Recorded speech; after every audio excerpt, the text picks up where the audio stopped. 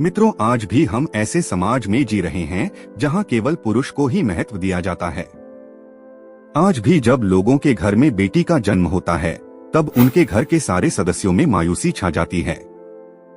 इसका कारण मनुष्यों की अज्ञानता है, जो लड़की को बोझ समझते हैं। लेकिन आपको यह जानकर हैरानी होगी कि लड़की का जन्म हर किसी के घर में नहीं होता। लड़की का जन्म उसी के घर होता है जो भाग्यशाली होते हैं और अपने पूर्व जन्मों में बहुत सारे पुण्य का काम किए होते हैं। आज के इस वीडियो में हम जानेंगे कि भगवान किसके घर में लड़की का जन्म देने के लिए चुनाव करते हैं और वह कौन से पुण्य कर्म है जिसके कारण व्यक्ति बेटी का माँ बाप बनता है। हमारे इतिहास में वर्णित ऐसी कई बात बताएंगे जिससे साबित हो जाएगा कि बेटी का जन्म बोझ नहीं, सौभाग्य होता है। तो आप हमारे इस वीडियो में अंत तक जरूर बने रहिए। नमस्कार दोस्तों, स्वागत है आपका हमारे चैनल श्री डिवाइन पर। महाभारत में वर्णित है कि एक दिन भगवान श्री कृष्ण से अर्जुन पूछते हैं कि हे माधव, किन कर्मों के कारण किसी के घर पुत्री धन की प्राप्ति होती है, अर्थात कैसे घरों में बेटियों का जन्म होता है। तब भगवान श्री कृष्ण अर्जुन से कहते हैं, हे पार्थ, अगर किसी के घर बेटे भाग्य से होते हैं तो बेटियां सौभाग्य से होती हैं।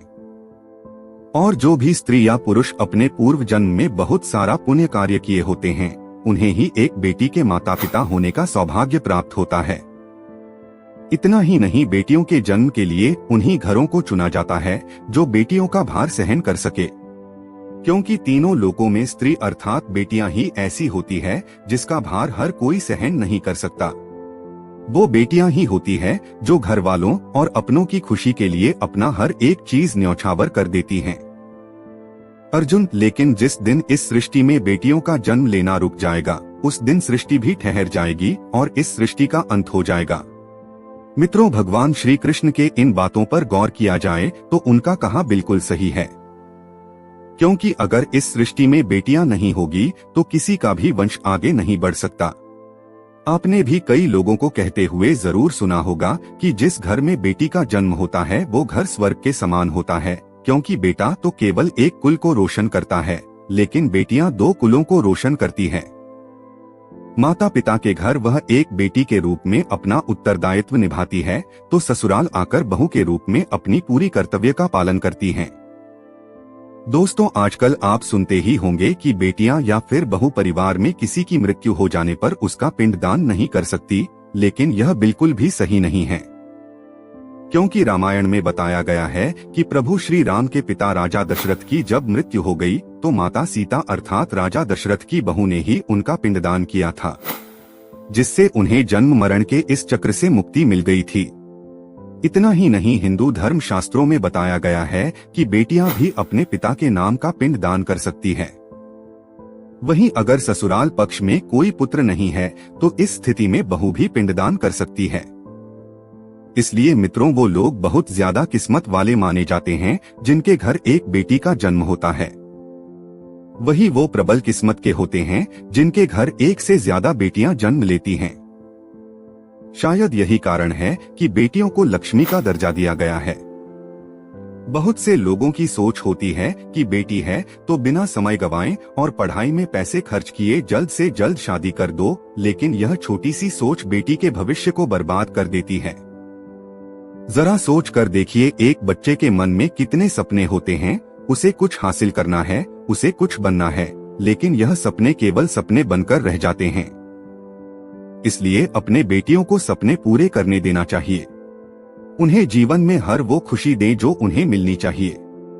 एक बेटे से ज्यादा बेटी हमेशा अपने माता पिता के लिए सोचती है। माता पिता को प्यार और अपनापन केवल बेटी ही दिखा सकती है। बेटी के जन्म को एक जश्न की तरह मनानी चाहिए। माता पिता को बेटी को हमेशा एहसास दिलाना चाहिए कि वह कितनी खास है। मित्रों, कभी भी बेटी माँ बाप पर बोझ नहीं होती। वह सिर्फ अपनी और अपने परिवार की किस्मत बनाने के लिए जन्म लेती है। कई लोग कहते हैं कि हिंदू इतिहास में लड़कियों का महत्व नहीं है।